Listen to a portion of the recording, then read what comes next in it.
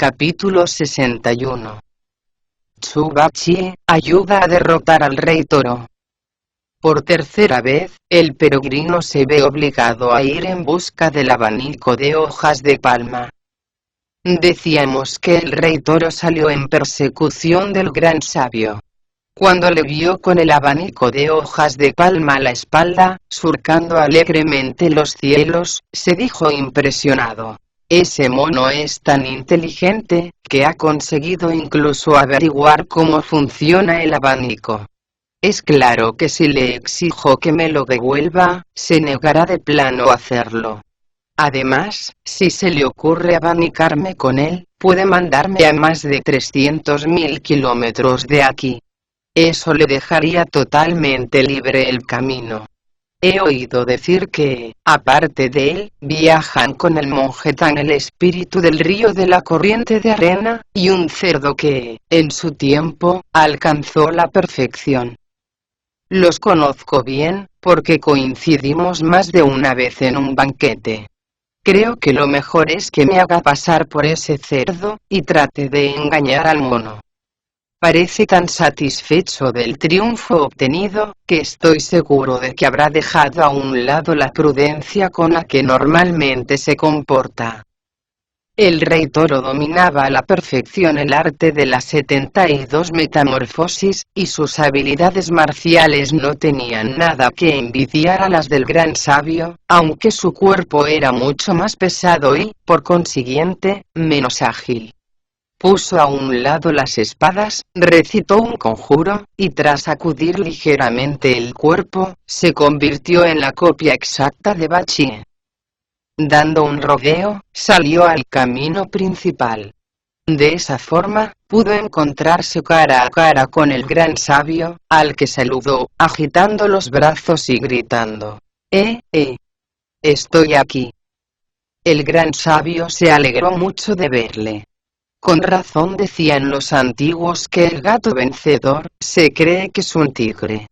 Tan embebido estaba en la facilidad de su triunfo, que no se fijó para nada en el aspecto que ofrecía la persona que se acercaba corriendo hacia él. Le bastó que se pareciera a Bachie, para dar por sentado que se trataba de él. ¿Se puede saber a dónde vas?, le preguntó sonriendo. Al ver que tardabas tanto tiempo en volver, contestó el Rey Toro, el maestro temió que no pudieras derrotar tú solo ese demonio, y me pidió que fuera a ayudarte. Ya sabes lo ansioso que está por obtener ese tesoro. No hay que preocuparse ya de nada, contestó el peregrino, acentuando el brillo de su sonrisa. Acabo de hacerme con él. ¿De verdad?, exclamó el Rey Toro, ilusionado. ¿Cómo lo has conseguido? Más de 100 veces cruzamos el Rey Toro y yo nuestras armas, pero ninguno de los dos conseguimos una diferencia apreciable, explicó el peregrino, orgulloso. Cuando más encarnizada era la lucha, me dejó plantado, y se fue al lago de la ola verdosa, en la montaña de las rocas esparcidas, a asistir a un banquete en el Palacio de los Dragones. Le seguí hasta allí, y convirtiéndome en un cangrejo, conseguí robarle la criatura de ojos dorados que le sirve de cabalgadura. Con ella no me costó engañar a la diablesa de la caverna de la hoja de palma. Hice también el papel de Rey Toro, que la mujer se empeñó en acostarse conmigo. Yo le seguí la corriente, pero cuando logré hacerme con el abanico, la dejé plantada y me vine para acá. Después de tantas fatigas, debes de estar muy cansado, dijo el Rey Toro. Si quieres, te puedo llevar el abanico. Parece un poco grande, ¿no? Ni siquiera entonces, se preocupó el gran sabio de comprobar la identidad del que le hablaba. Estaba tan seguro de que ya nada podía salirle mal, que entregó de buena gana el abanico al Rey Toro. Este, por supuesto, sabía hacerlo crecer o encoger, según quisiera. Recitó un conjuro, y al instante se redujo hasta alcanzar el tamaño de una hoja diminuta de almendro. Recobró entonces el rey la figura que le era habitual, y gritó con desprecio: «¡Maldito mono! ¿Es que no me reconoces? ¡Qué tonto he sido!», exclamó el peregrino, al verle, dando patadas en el suelo. «Yo, que he estado cazando gansos toda mi vida, resulta que ahora soy víctima de uno». Estaba tan furioso, que cogió la barra de hierro y la dejó caer con fuerza sobre la cabeza del rey toro, pero este se hizo a un lado y le abanicó con el tesoro que acababa de recobrar. Afortunadamente, cuando el gran sabio se convirtió en un pequeño grillo y se metió en el estómago de la diablesa, se tragó sin querer la píldora del elixir para detener el viento. De esa forma, su cuerpo adquirió una fuerza increíble, y su piel y sus huesos se tornaron tan pesados como una montaña. Por mucho que le abanicó el rey toro, no pudo moverle del sitio. Asombrado, se metió el abanico en la boca y, echando mano de sus espadas, dejó caer sobre su adversario dos tajos formidables. De esa forma, dio comienzo una batalla como pocas se han dado a lo largo del tiempo. Tanto el gran sabio, socia del cielo, como el rey toro, devastador del mundo, desplegaron toda la fuerza que escondían en sus músculos, por la simple posesión de un abanico de hojas de palma. Si el gran sabio se hubiera mostrado más precavido, el rey toro no le habría arrebatado el preciado tesoro, y no estarían ahora luchando.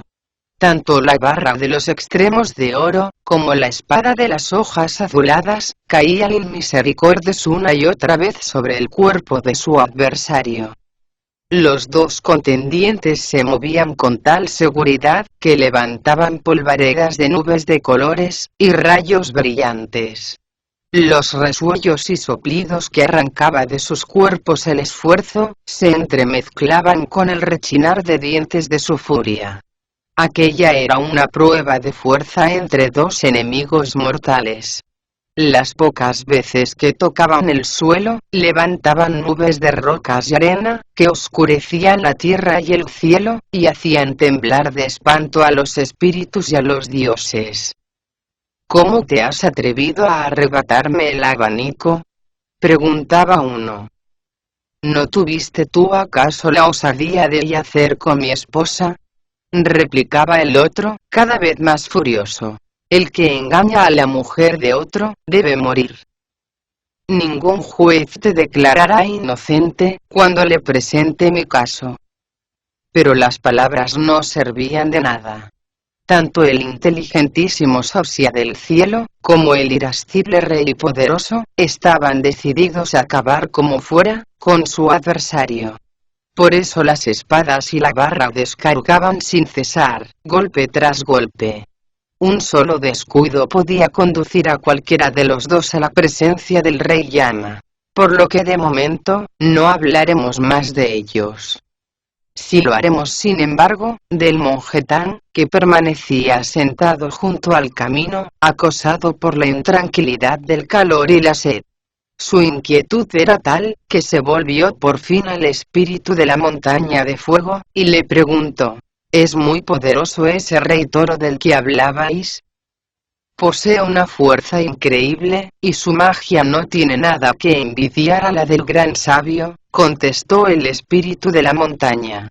«Son, de hecho, dos rivales muy igualados». «Wu-kun es un caminante incansable», continuó diciendo el monje tan intranquilo. «Normalmente recorre 5000 kilómetros en un abrir y cerrar de ojos. ¿Cómo es que lleva sin aparecer un día entero? Por fuerza tiene que estar luchando con ese rey toro». «¿Quién de vosotros quiere ir a buscarle?», preguntó volviéndose hacia Unean y Muchin. «Si está peleando, lo mejor es que le ayudéis. Así podremos conseguir cuanto antes ese dichoso abanico. Me muero de ansias por cruzar de una vez esa montaña, y proseguir nuestro camino». «Se está haciendo tarde», contestó Bachi. «Creo que voy a ir yo. El problema es que no sé cómo llegar a la montaña de la provisión de truenos». No os preocupéis por eso, le tranquilizó el espíritu de la montaña. Conozco bien el camino. Os acompañaré con mucho gusto, si el capitán encargado de levantar la cortina accede a quedarse con el maestro. No sé cómo agradeceros todas las molestias que os estáis tomando conmigo, dijo Tripitaka, más animado. Os recompensaré convenientemente, cuando haya alcanzado el pago a mis méritos. Antes de elevarse hacia las nubes y de dirigirse en dirección este, acompañado por el espíritu de la montaña, Bachie se ajustó bien la camisa de seda negra, y se puso el rastrillo a la espalda. Apenas habían empezado a volar, cuando oyeron unos gritos terribles y el bramar de un viento extremadamente fuerte. Detuvieron al punto la nube en la que viajaban, y vieron al peregrino y al rey toro enzarzados en una formidable batalla. «Vamos, señor», exclamó el espíritu de la montaña muy excitado. «¿A qué esperáis para ir a ayudarle?» El idiota agarró con fuerza el rastrillo, y gritó con todas sus fuerzas. Hermano, estoy aquí. Siempre me estropeas todo lo que hago, dijo el peregrino con desprecio. ¿Quieres decirme por qué has tenido que salir a mi encuentro? Me lo pidió el maestro, contestó Bachie, pero como no sabía el camino, el espíritu de la montaña se ofreció a hacerme de guía. Por cierto, ¿por qué has dicho eso de que siempre te estropeo todo lo que haces? No lo he dicho por ti, sino por este maldito toro, contestó el peregrino. Después de arrebatar el abanico a la diablesa, tuvo la desfachatez de hacerse pasar por ti, diciendo, como has hecho ahora, que venías a buscarme. Al verle, me puse tan contento, que hasta le entregué el abanico. Recobró entonces la forma que le es habitual, y empezamos a luchar. Eso es lo que quería decir con eso de que, siempre me estropeas todo lo que hago. Maldita bestia. Bramó el idiota fuera de sí. ¿Cómo te atreves a hacerte pasar por mí, y a engañar a mi hermano, poniendo en peligro el cariño que nos une? Y se lanzó la refriega, descargando una lluvia de golpes furiosos sobre el rey toro, que al llevar luchando con el peregrino casi un día entero, tenía ya muy mermadas las fuerzas.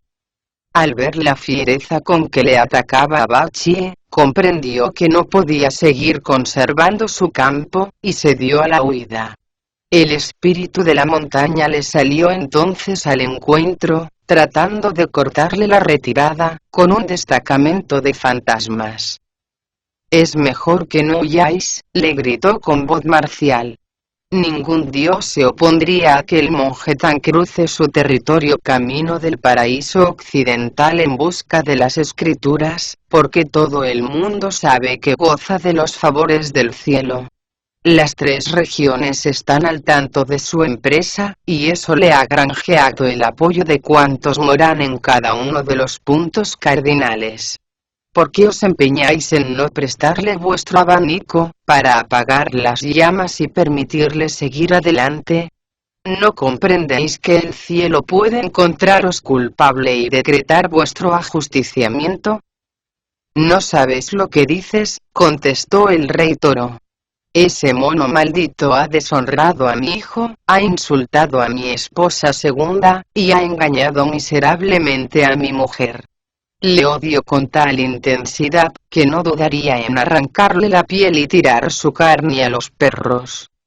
¿Cómo quieres que le preste mi preciado tesoro? ¿Es que no te parecen suficientes las ofensas que ha lanzado contra mí?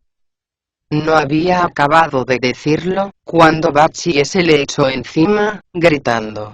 Toro embustero, saca inmediatamente el abanico, si no quieres que ahora mismo acabe con tu vida. El rey toro no tuvo más remedio que volverse contra Bachie, blandiendo sus 2 espadas, mientras el gran sabio se aprestaba a dar toda la ayuda posible a su compañero. Dio así comienzo una batalla más terrible que la anterior. No en balde, en ella se enfrentaron un cerdo espíritu, un toro demonio, y un mono que sumió en un caos los cielos. La razón de la lucha era sin embargo mucho más profunda, porque los cultivadores del Zen deben estar sometidos de continuo a un proceso de refinamiento, en la gran retorta del mundo. Solo con el esfuerzo es posible llegar a fundirse con la causa primera. Eso explica que las 9 puntas afiladas del rastrillo buscaran los rápidos tajos de las espadas de doble filo, ayudadas por la fortaleza de la barra de hierro y los gritos de ánimo del dios de la tierra. Todos ellos eran conscientes de que no existía otra manera de conseguir el elixir. Por eso guerreaban con tanto empeño, dando lo mejor de sí. Quien consiga poner el yugo al toro, y arar con él los campos, verá aumentar sus caudales de oro. El que por el contrario, meta al cerdo en un horno, sentirá como poco a poco va perdiendo fuerza la vitalidad de su respiración. ¿Cómo va a alcanzarse la perfección del Tao, cuando la mente se ha diluido en la nada? Para proteger el propio espíritu, es preciso mantener al mono bajo control. Por estos principios, ponían en peligro sus vidas los 3 luchadores. El fragor de sus armas al entrechocar, llegaba hasta los últimos rincones del cosmos, haciendo palidecer las estrellas, y sumiendo a la luna en una densa noche de tinieblas. Todo el universo aparecía envuelto en una neblina fría, que no permitía el paso a la luz. Sacando fuerzas de flaqueza, el rey toro peleó con bravura, sin dejar de desplazarse hacia el sudeste. Toda la noche midió sus armas con sus adversarios, pero el resultado de la batalla permaneció tan incierto como al comienzo de la misma. Al amanecer, llegaron a las puertas de la caverna que toca las nubes, en el corazón mismo de la montaña de la provisión de truenos. El fragor de la batalla era tan ensordecedor, que alertó a la princesa del rostro de jade, la cual ordenó a sus doncellas que salieran a ver lo que ocurría. Las muchachas regresaron a toda prisa a informarla, diciendo: «Es el señor, que está peleando con ese tipo de la cara de dios del trueno, que se presentó ayer por aquí. Lo malo es que tiene de su parte a un monje con las orejas muy grandes y un morro tan alargado como el de un cerdo. Lo sorprendente es que a pesar de ser tan feo, pelean a su lado el espíritu de la montaña de fuego y todos sus secuaces».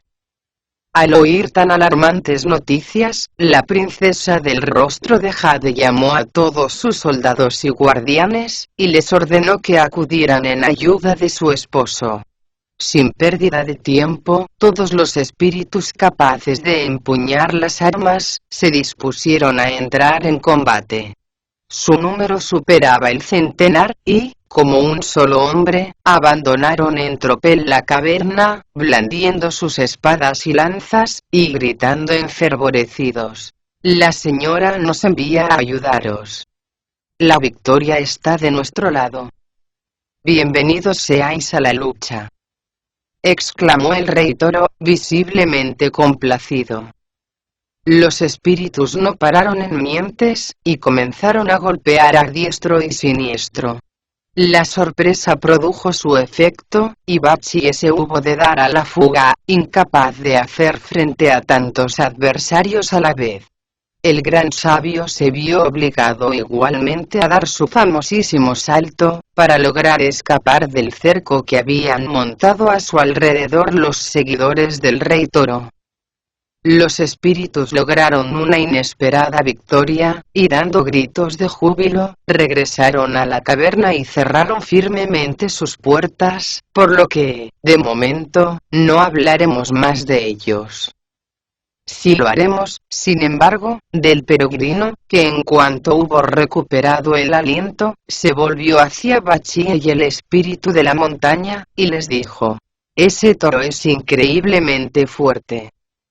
Ayer estuvimos luchando desde la hora de Shen, hasta la caída de la noche, y sin embargo no puedo decir que saliera mejor parado que él. Es más, después de un día y medio de batalla, sus fuerzas no parecen haber disminuido lo más mínimo, y eso que vosotros constituíais un auténtico contingente de refresco. Lo más desalentador, de todas formas, es que sus seguidores no parecen ser menos aguerridos que él. ¿Qué podemos hacer ahora que se han refugiado en la caverna y rehúsan salir?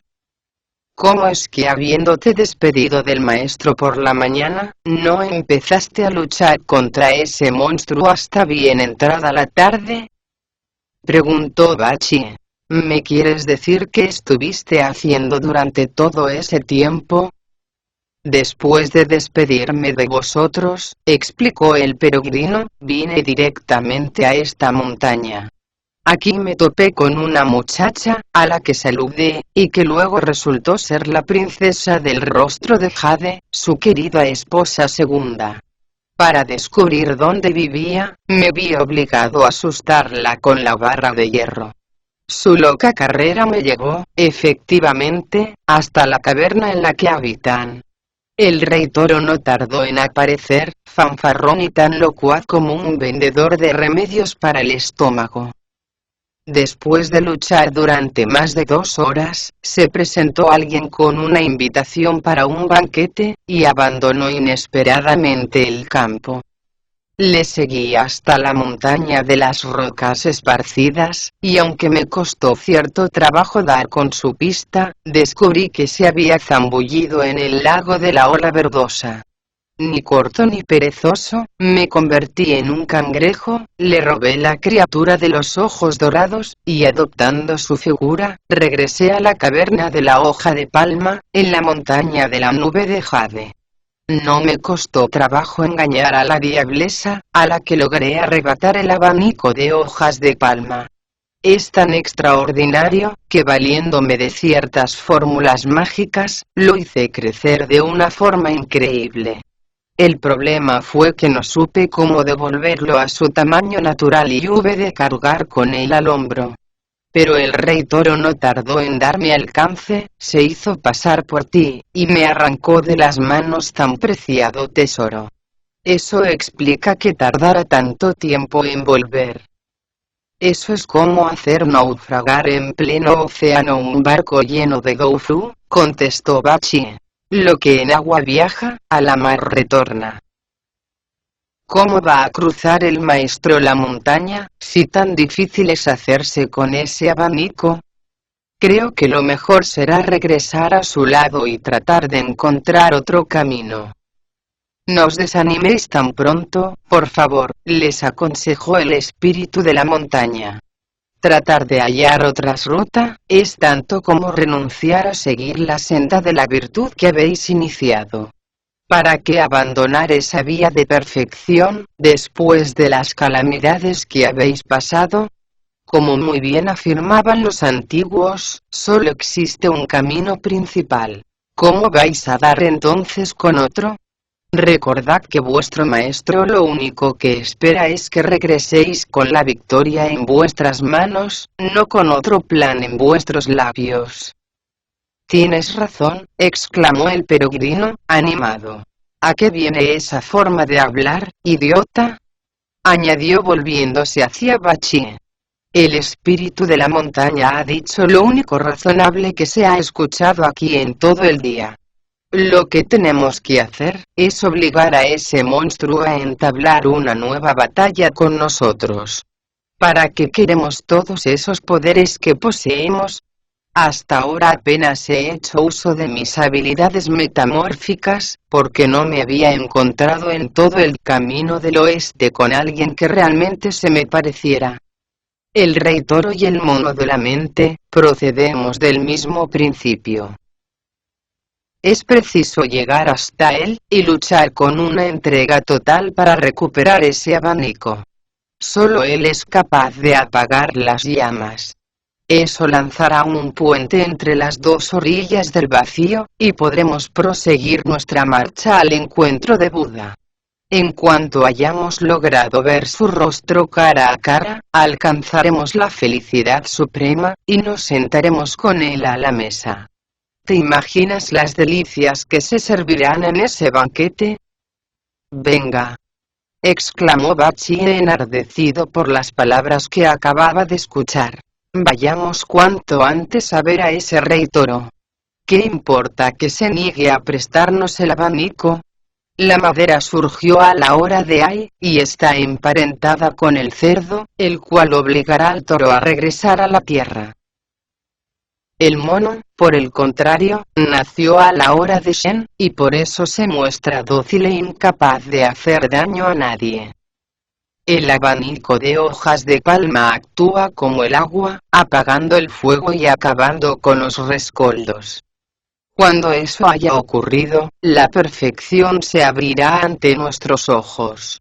Es preciso que perseveremos en ella, día y noche, si queremos alcanzar nuestro propósito y tomar parte en el banquete de Uyambana. Los dos monjes se lanzaron, seguidos por el espíritu de la montaña y todos sus guerreros, contra las puertas de la caverna que toca las nubes, y las redujeron a añicos con el rastrillo y la barra de hierro. El soldado que montaba la guardia, corrió aterrorizado a informar a su señor de lo ocurrido, diciendo: San Wukong acaba de destrozar la puerta y se dirige hacia aquí al frente de todas sus fuerzas. El rey toro estaba contando a la princesa del rostro de jade cuanto había sucedido durante su ausencia, cuando se presentó el soldado con tan infaustas nuevas. Enfurecido, se puso a toda prisa la armadura, y salió al encuentro de los asaltantes, lanzando improperios contra el peregrino. «¡Maldito mono!», gritó cuando le tuvo delante. ¿Quién te crees que eres, para llegarte hasta mi puerta y reducirla a añicos? Cadáver sin ojos. Bramó a su vez Bachie, lanzándose contra él. ¿Quién te piensas que eres tú, para juzgar las acciones de los demás? No huyas y prueba el sabor de mi rastrillo. No creas que me meten miedo tus bravuconadas. Volvió a gritar en el mismo tono el rey toro. Con quien quiero luchar es con ese mono. Estúpido rumiante, replicó el gran sabio, con gesto altanero. Ayer te consideraba mi hermano. Hoy, por culpa de tu obcecación, te has convertido en mi enemigo. Prepárate, porque vas a tragarte mi barra. Envalentonado, el rey toro se enfrentó a los dos a la vez.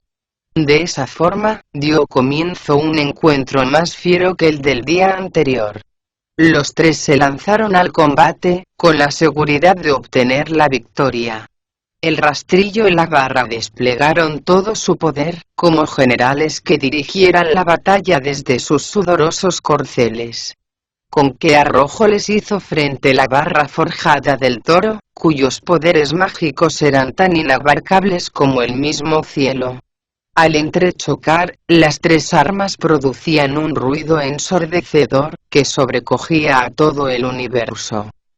Tan pronto desviaban golpes como los descargaban con envidiable maestría. De poco importaba el sudor, con tal de alcanzar la victoria y ver postrado a su oponente. Poco podían hacer los demás guerreros por separar a la tierra y a la madera, luchadores infatigables que avanzaban y retrocedían según el ritmo de los golpes. ¿Por qué te niegas a prestarnos el abanico de hojas de palma?, preguntaban unos. ¿Cómo tuviste la osadía de engañar a mi esposa?, replicaba el otro. Es preciso que vengue a mi hijo, a mi segunda mujer, y esta puerta de piedra, cuyas esquirlas ahora pisamos. Deja de hablar, y cuídate del poder de mi barra, decía el primero de los monjes. Al menor roce, tu piel se hará trizas. No te olvides de los dientes de mi rastrillo, recalcaba el segundo. Cada golpe es capaz de hacerte 9 heridas en la carne. Pero el rey toro no se sentía amedrentado ante tales razones. Blandía con una maestría total su barra de hierro forjado, a la espera de asestar el golpe definitivo. Sus avances y retrocesos levantaban polvaredas de nubes y lluvia, acompañadas de un viento que todo lo barría. El odio espoleaba sus ansias de victoria, haciéndoles exponer una y otra vez sus vidas a la muerte. Su técnica guerrera no podía ser sin embargo más perfecta. Con increíble agilidad se cubrían tanto la espalda como el pecho y descargaban golpes capaces de hacer polvo al ser más fornido. La bravura era la misma en los dos monjes que en su único adversario. ¿Qué de extraño hay entonces, que lucharan sin cesar desde la salida del sol hasta su ocaso? La suerte del rey toro estaba echada, y tarde o temprano, sería arrestado como un vulgar ladrón. Cuando llevaban peleados más de 100 asaltos, Bachi atacó con más encarnecimiento, seguro de que la magia del peregrino iba a compensar su absoluta falta de prudencia. El rey toro sintió que las fuerzas le flaqueaban, y huyó hacia el interior de la caverna. Afortunadamente, el espíritu de la montaña y sus soldados le cortaron la retirada, gritando enfervorecidos por la cercanía de la victoria. ¿A dónde crees que vas, rey poderoso? ¿No ves que estamos nosotros aquí? La situación del rey toro no podía ser más comprometida. Le estaba vedado el acceso al interior de su morada, y Bachi y el peregrino le habían cerrado todas las vías que conducían al exterior. Desesperado, se despojó de la armadura y arrojó a un lado la barra de hierro forjado. Sacudió después ligeramente el cuerpo y, tras convertirse en un cisne, se elevó majestuoso por los aires. Al verlo, el peregrino se volvió hacia Bachi y le dijo: ¿Qué haces? ¿No ves que se escapa el toro? Ni el idiota ni el espíritu de la montaña se habían percatado de lo ocurrido. Lo único que sabían era que le habían perdido de vista y estaban registrando de arriba abajo toda la montaña de la provisión de truenos.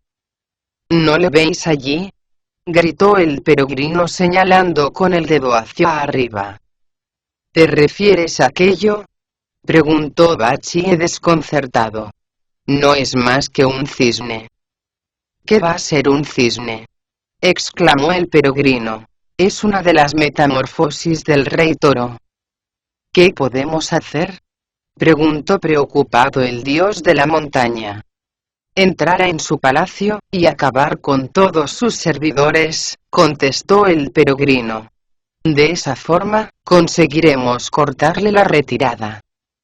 Mientras tanto, yo trataré de capturarle, valiéndome de mis propios poderes metamórficos. Bachi y el espíritu de la montaña se dispusieron enseguida a poner en práctica su sugerencia, por lo que de momento, no hablaremos más de ellos. Sí lo haremos sin embargo, del gran sabio, quien tras dejar a un lado la barra de los extremos de oro, sacudió ligeramente el cuerpo y se transformó en un buitre de Manchuria, que se elevó hacia lo alto como si fuera una flecha. Con sus poderosas alas dibujó varios círculos en el aire, antes de dejarse caer sobre el cisne, con las garras apuntándole al cuello, y el pico a los ojos.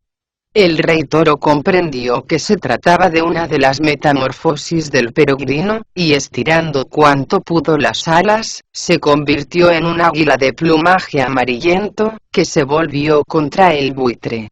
Pero el peregrino logró transformarse enseguida en un fénix negro, el mayor enemigo que pueda tener un águila. Sabedor de su inferioridad de condiciones, el rey toro tomó la figura de una garza blanca y, lanzando un graznido de triunfo, se dirigió volando hacia el sur. Durante unos segundos el peregrino se quedó suspendido en el aire y, agitando levemente las plumas, adoptó la forma de un fénix rojizo, que dejó oír el largo lamento de su canto. Como el fénix es el rey y señor de las aves, la garza blanca no se atrevió a tocarle. Entonces extendió del todo las alas, se dejó caer en picado sobre un despeñadero, y con una ligera sacudida del cuerpo, se metamorfoseó en un ciervo, que se puso a pastar desconfiado entre la alta hierba que cubría la falda de la montaña. El peregrino no tardó en reconocerle, y posándose sobre el suelo, se transformó en un tigre hambriento, que se lanzó en persecución del ciervo, con el ánimo de devorarle.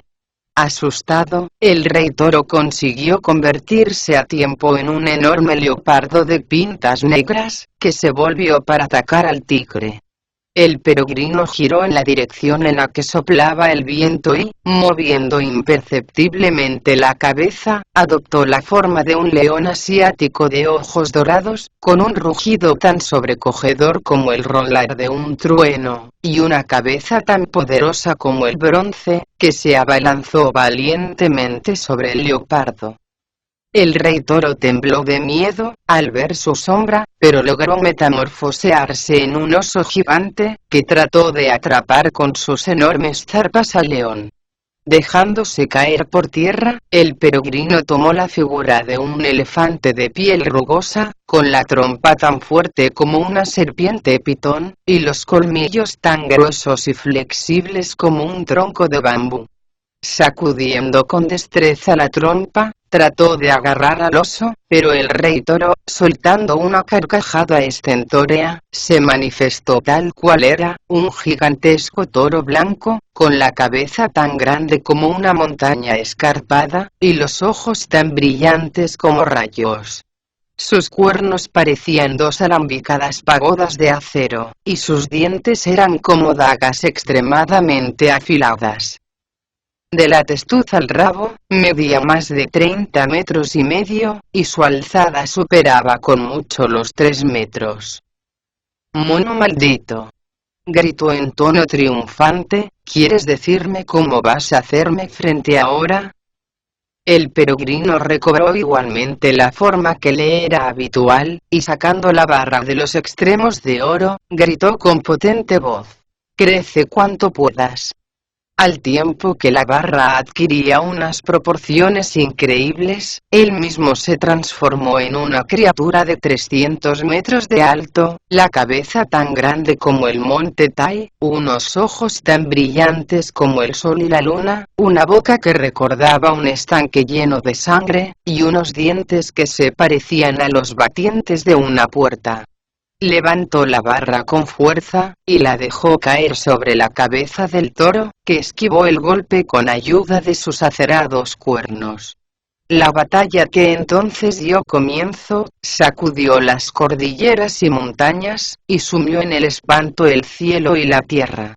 Sobre ella disponemos de un poema, que dice: aunque el monstruo, al que debe enfrentarse el mono de la mente, mida más de 10.000 metros, el Tao solo posee la altura de 1 centímetro. Quien desea apagar el fuego de la montaña, debe hacerse primero con el valioso abanico del que brota el frescor de la pureza.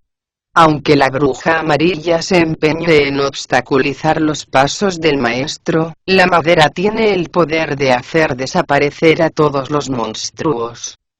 Cuando eso haya sucedido, las 5 fases volverán a hollar, pacíficas, la senda del bien, y podrán proseguir, limpias de impurezas, el camino que conduce hacia el oeste. Haciendo uso de sus extraordinarios poderes mágicos, los 2 monstruos se enzarzaron, a media altura, en una escalofriante batalla, que puso en guardia a los dioses que moran en el vacío, es decir, el guardián de la cabeza de oro, los 6 dioses de la luz, los 6 dioses de las tinieblas, y los 18 protectores de los monasterios. Todos ellos acudieron presurosos a tomar parte en la batalla, y se colocaron alrededor del rey toro, que no se sintió en absoluto intimidado por su presencia. Con una velocidad increíble, tan pronto miraba hacia el este como hacia el oeste, cargando una y otra vez con sus brillantes cuernos de acero. Sus pezuñas levantaban nubes de polvo que oscurecían el norte y el sur, mientras los férreos pelos de su rabo dibujaban, a derecha e izquierda, una escalofriante danza de terror. El gran sabio le atacó por el frente, mientras que los demás dioses le hostigaron por los flancos. Comprendiendo que no podía resistir mucho aquella situación, el rey toro dio varias vueltas por el suelo, y tras tomar la forma que le era original, huyó hacia la caverna de la hoja de palma. El peregrino redujo al instante su tamaño, y se lanzó tras él, seguido de cerca por los otros dioses. El rey toro consiguió entrar en la caverna, y cerró firmemente las puertas, negándose obstinadamente a salir.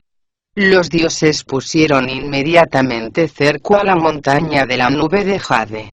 Cuando se disponían a atacar, oyeron la ruidosa llegada de Bachie, el espíritu de la montaña, y sus huestes de diablillos. El peregrino levantó la cabeza, y les preguntó: ¿qué ha sucedido en la caverna que toca las nubes? He matado con mi rastrillo a la concubina de ese rey toro, contestó Bachie sonriendo. Al despojarla de todos sus avalorios, vimos que se trataba en realidad de una zorra con el rostro blanco. Los diablillos que la servían eran burros, pollinos, vacas, percherones, tejones, zorros, ciervos, cabras, antílopes, y animales por el estilo. Hemos acabado con todos ellos, y después hemos prendido fuego a la caverna. El espíritu de la montaña me informó entonces, que tenía otra morada en este lugar. Ese es el motivo de que hayamos venido a toda prisa, a arrasarla y a acabar con todos los que moran dentro de ella. Enhorabuena, hermano, exclamó el peregrino, satisfecho. Lo que has hecho encierra un gran mérito. Yo, sin embargo, no he logrado todavía doblegar a ese monstruo, aunque ejercité con él todas mis artes metamórficas. Al final, se convirtió en un toro blanco de proporciones enormes, y yo hube de tomar la forma que mejor refleja el poder del cielo y la tierra. Al enzarzarme con él en una formidable batalla, varios dioses tuvieron la amabilidad de acudir en mi ayuda, y le rodearon por todos los lados. Comprendió enseguida que no podría hacer nada contra ellos, y tomó refugio en el interior de esa cueva. ¿Es esa la caverna de la hoja de palma?, preguntó Bachie. Exactamente, confirmó el peregrino. Ahí es donde habita la diablesa. Si es verdad lo que dices, concluyó Bachie con impaciencia, ¿por qué no asaltamos esa cueva y le exigimos que nos entregue el abanico? Es contraproducente dejarle recobrar las fuerzas, junto al calor de su esposa. Poniendo en tensión todos los músculos, levantó el rastrillo por encima de la cabeza, y lo dejó caer con todas sus fuerzas contra la puerta. El golpe fue tan brutal, que hasta el dintel se vino abajo. Una de las doncellas que montaba la guardia corrió a informar de lo sucedido, diciendo: «Alguien acaba de derribar las puertas». El rey toro no se había recuperado todavía del esfuerzo realizado. De hecho, estaba contando a la diablesa, con la respiración totalmente alterada, cómo había arrebatado el abanico al peregrino, cuando llegaron a sus oídos tan alarmantes noticias. La furia volvió a apoderarse de él, y sacándose el abanico de la boca, se lo entregó a su esposa. Al tomarlo en sus manos, la diablesa se echó a llorar y dijo: ¿No os parece que deberíamos entregar el abanico a ese mono? Así retiraría sus tropas, y no correríamos ningún peligro.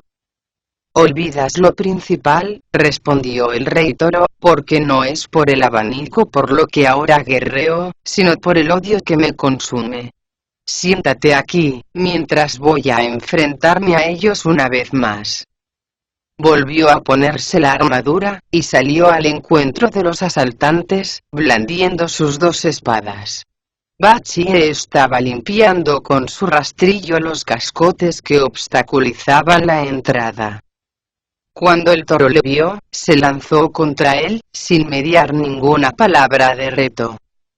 Afortunadamente, Bachie logró hacerse a un lado y paró el golpe levantando a tiempo el rastrillo. En cuanto se hallaron al aire libre, se les unió el gran sabio con su temible barra de hierro.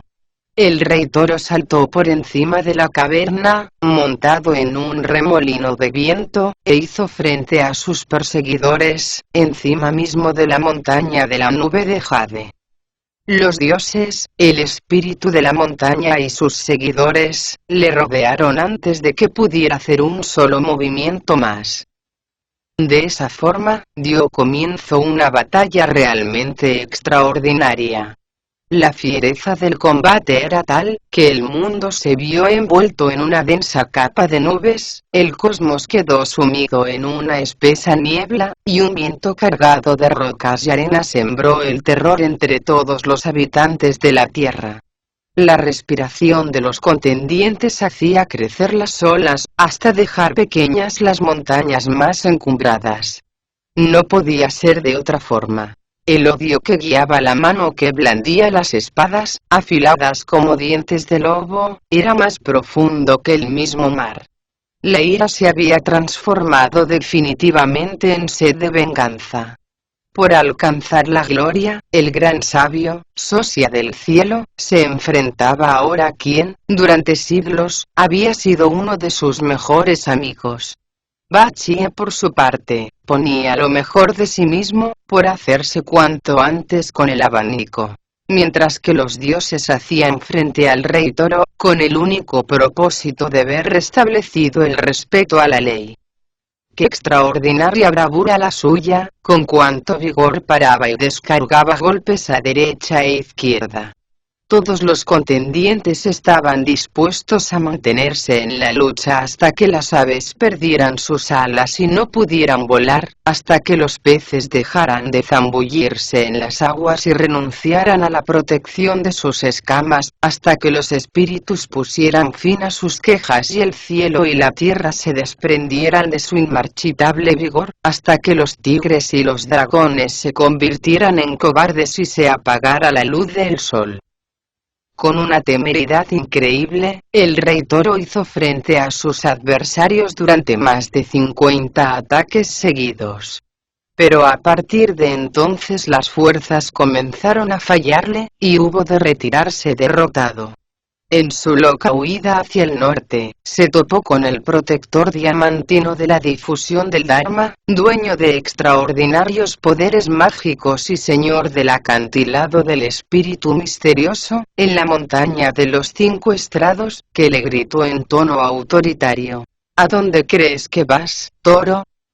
He sido enviado por Sakyamuni, el patriarca budista, a capturarte con estas redes cósmicas.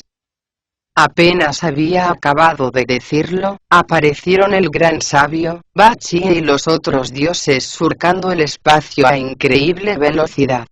Presa del pánico, el rey toro se dirigió a toda prisa hacia el sur, pero fue interceptado por el protector diamantino de la victoria final, dueño de un inconmensurable poder del Dharma y señor de la caverna del frío puro, en la montaña de Onmei, que le gritó en tono severo: Buda en persona, me ha encargado que te capture. El rey toro sintió que las piernas se negaban a obedecerle, y que las fuerzas le abandonaban a ojos vista, pero haciendo un esfuerzo supremo, consiguió escabullirse en dirección este.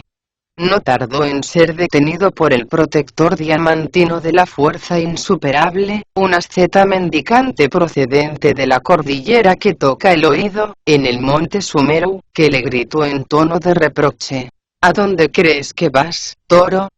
He venido a arrestarte, por expreso deseo de Tathagata. Sin saber a dónde huir, el rey toro se volvió entonces hacia el oeste, pero le cortó el paso el gran protector diamantino sempiterno, un inmortal indestructible originario de las cumbres del rayo dorado, en el monte Kunlun, que le gritó en tono despectivo: ¿Hacia dónde te diriges?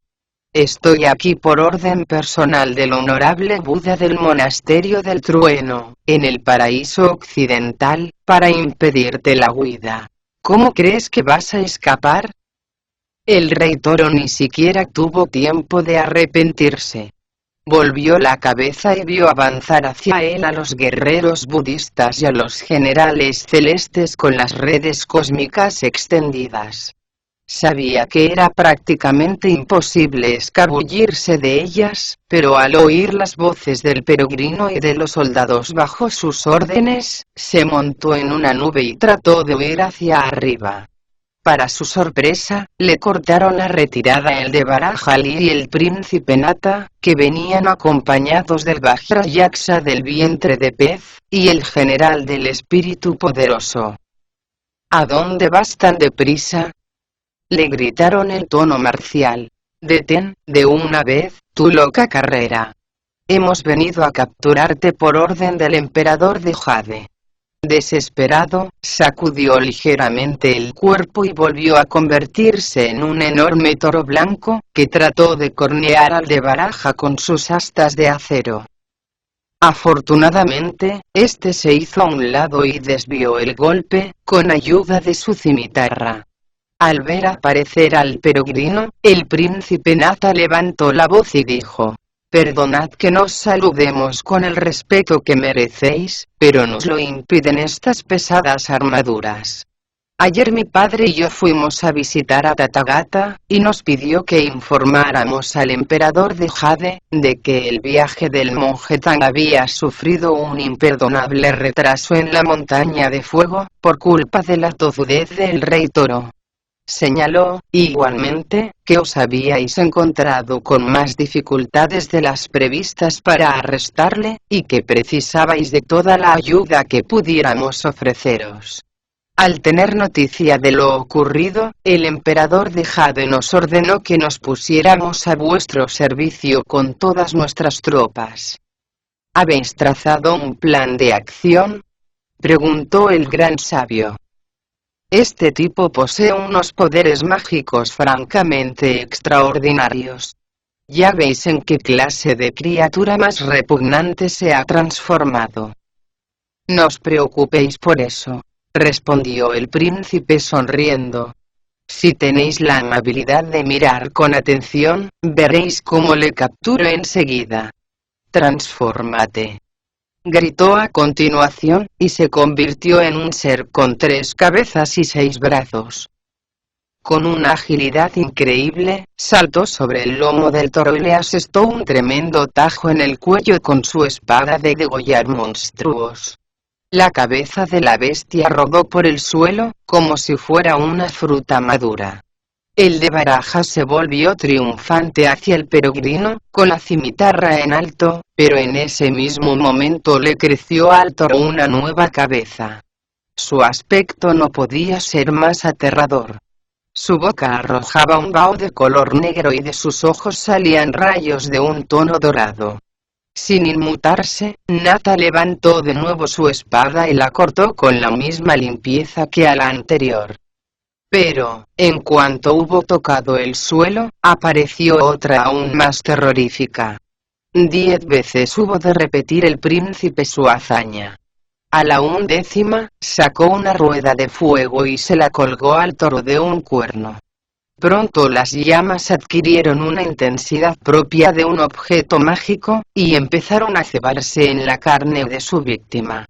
El toro mugió desesperado, y comenzó a sacudir la cabeza y el rabo, tratando de librarse de aquel tormento. Para escapar del dolor, recurrió a sus poderes metamórficos, pero el de Barajali volvió hacia él su espejo de reflejar monstruos y no pudo transformarse en nada. Comprendiendo que no tenía escapatoria, empezó a gritar: «No me matéis. Prometo que si me perdonáis la vida, aceptaré los principios del budismo». «Si tu arrepentimiento es sincero», replicó el príncipe Nata, «entréganos inmediatamente el abanico, y te creeremos». «No puedo hacerlo. Lo tiene mi esposa», gritó el toro. Nata sacó entonces una cuerda de atar monstruos, se la fijó firmemente al cuello, y se la pasó después por el tabique de la nariz. De esa forma, pudo manejarle fácilmente con una sola mano. A una orden del peregrino, se reagruparon los 4 protectores diamantinos, los 6 dioses de la luz y los 6 dioses de las tinieblas, los protectores de los monasterios, el de Barajali, el general del espíritu poderoso, Bachie, el espíritu de la montaña y todas sus huestes de soldados. Juntos se dirigieron a la caverna de la hoja de palma, tirando del ronzal, del toro blanco, que gritó con voz lastimera, al llegar. Si quieres seguir viéndome vivo, entrégales el abanico, por favor. La diablesa se quitó enseguida todas sus joyas y sus vestidos de seda. Se peinó a continuación a la manera como lo hacían las sacerdotisas taoístas, y poniéndose la túnica de una monja budista, salió de la caverna, con el abanico de 3,5 metros en las manos. Al ver a los protectores diamantinos, a los 2 de barajas y a los otros sabios, se echó rostro en tierra y empezó a golpear el suelo con la frente, diciendo: por lo que más queráis, perdonadnos la vida, bodhisattvas. Estamos dispuestos a entregar de buena gana el abanico a nuestro hermano San, para que pueda conseguir el fin que se ha propuesto. Sin pérdida de tiempo, el peregrino cogió el abanico, y todos se dirigieron hacia el este, montados en sus nubes. Mientras tanto, Tripitaka y el bonzo ya esperaban impacientes el regreso del peregrino, ora sentados junto al camino, ora dando vueltas como animales enjaulados. No se explicaban cómo podía tardar tanto en volver. De pronto, vieron aparecer en el cielo una legión de nubes brillantes, que emitían una luz cegadora. El maestro se volvió hacia Wuxing y le preguntó preocupado: ¿por qué vienen hacia nosotros esos guerreros celestes? No os preocupéis, maestro, contestó el bonzo ya reconociéndolos al instante. Son los 4 protectores diamantinos, el guardián de la cabeza de oro, los 6 dioses de la luz, los 6 dioses de las tinieblas, los protectores de los monasterios, y otros dioses más. El que viene al frente de ellos, es el príncipe Nata, y ese otro que lleva un espejo, es el de Barajali, el portador de la pagoda. También viene nuestro hermano mayor, con el abanico de hojas de palma.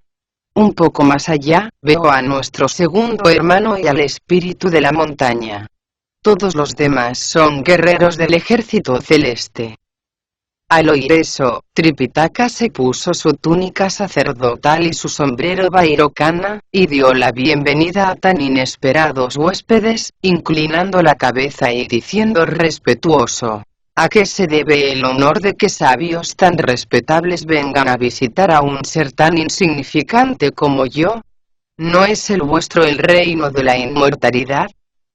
Somos nosotros los que deberíamos sentirnos honrados de veros, porque estáis a punto de poner término a vuestra alta misión, respondieron a coro, los 4 protectores diamantinos.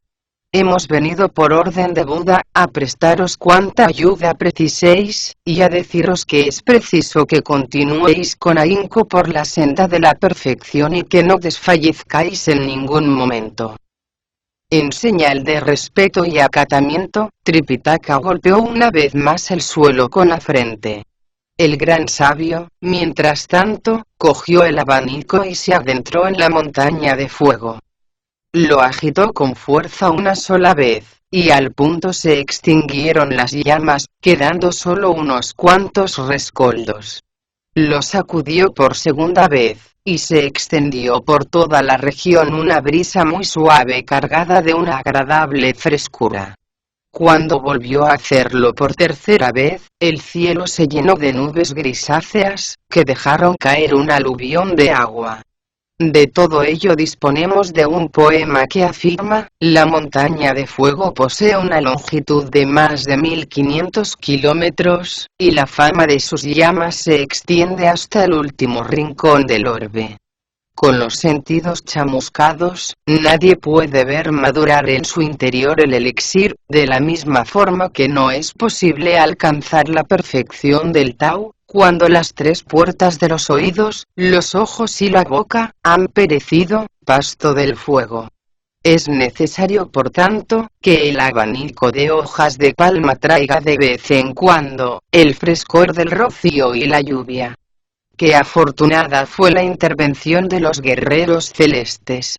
Ellos consiguieron atrapar al toro y lo condujeron después ante Buda, para que no vuelva a pecar más. La perfección solo se alcanza, cuando el agua se funde con el fuego. Al verse libre del calor, Tripitaka sintió desvanecerse todas sus cuitas. Su mente se purificó y su voluntad se serenó. Agradecidos, los cuatro caminantes reiteraron sus votos de fidelidad a los protectores diamantinos, que regresaron a toda prisa al lugar del que habían partido. Los 6 dioses de la luz y los 6 dioses de las tinieblas, por su parte, se elevaron hacia lo alto, y se dispusieron a prestar su continua protección a los peregrinos. Todos los demás dioses retornaron a su punto de origen, menos el de Baraja y el príncipe, que fueron a llevar al toro, a Buda. El espíritu de la montaña casi ni se despidió de ellos. Tenía los ojos clavados en la diablesa, que permanecía de pie a un lado con la cabeza agachada. ¿Se puede saber qué haces ahí?, le preguntó el peregrino. ¿Piensas quedarte así toda la vida? Devolvedme el abanico, por favor, suplicó la diablesa por todas respuesta, postrándose de hinojos. Maldita puta, gritó Bachi enfurecido. Se ve que no tienes sentido de la medida. ¿No es suficiente que te hayamos perdonado la vida? ¿Crees que vamos a renunciar, así como así, a ese abanico después de lo que nos ha costado hacernos con él? Es posible que lo cambiemos más adelante, por algo de comida. Lo mejor que puedes hacer es marcharte. Ya no tienes nada que hacer aquí. La lluvia lo está inundando todo. Pero vos dijisteis que ibais a devolvérmelo, tan pronto como hubierais apagado el fuego, protestó la diablesa, volviéndose hacia el gran sabio. Al principio no os creí, aunque ahora reconozco que es un poco tarde para lamentarse de lo ocurrido, después de las terribles batallas que aquí se han dado. De todas formas, quisiera que comprendierais que aunque aún no hemos dado todos los frutos que se esperan de nosotros, hemos hollado ya los primeros metros del camino recto. Ahora que hemos contemplado la manifestación del auténtico cuerpo en su largo peregrinaje hacia el oeste, no podemos echarnos atrás en nuestra decisión. Os suplico pues, que me devolváis el abanico, para que pueda empezar cuanto antes una nueva vida de perfección. Creo, gran sabio, dijo entonces el espíritu de la montaña, que puesto que esta mujer conoce el secreto de cómo apagar para siempre el fuego de esta cordillera, deberíais exigirle que lo hiciera antes de devolverle el abanico. Yo me quedaría aquí cuidando de todos sus habitantes, y viviendo de las ofrendas que quisieran presentarme. De esa forma, nos haríais a todos un inmenso favor. ¿Crees que es posible apagar este fuego para siempre?, preguntó el peregrino. Cuando hablé con las gentes de por aquí, me dijeron que cuando el fuego se apagaba, solo podían recolectar el arroz suficiente para un año.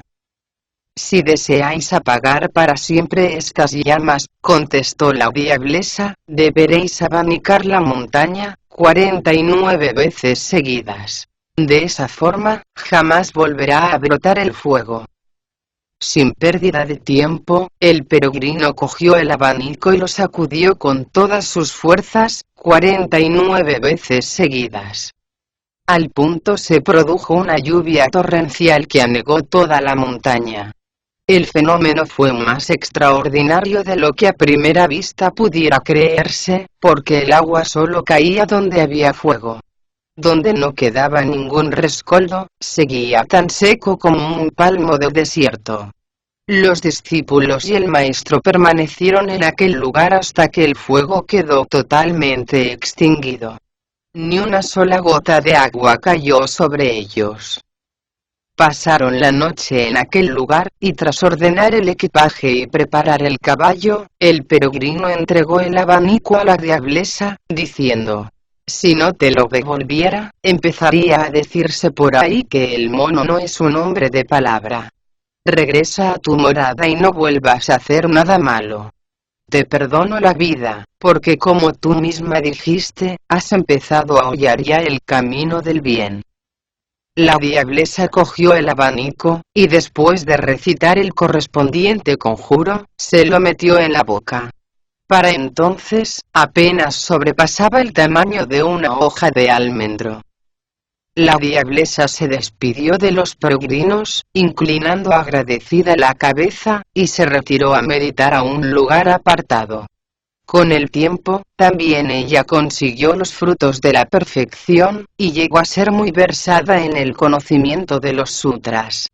Tras despedirse del espíritu de la montaña, Tripitaka, el peregrino, Bachie y el Bonzosa continuaron su camino con el cuerpo purificado, y los pies cubiertos de una fresca sensación de humedad.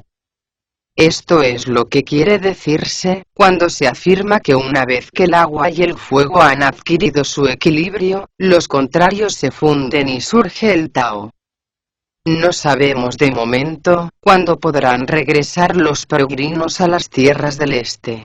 Quien desee averiguarlo, deberá escuchar con atención las explicaciones que se ofrecen en el siguiente capítulo.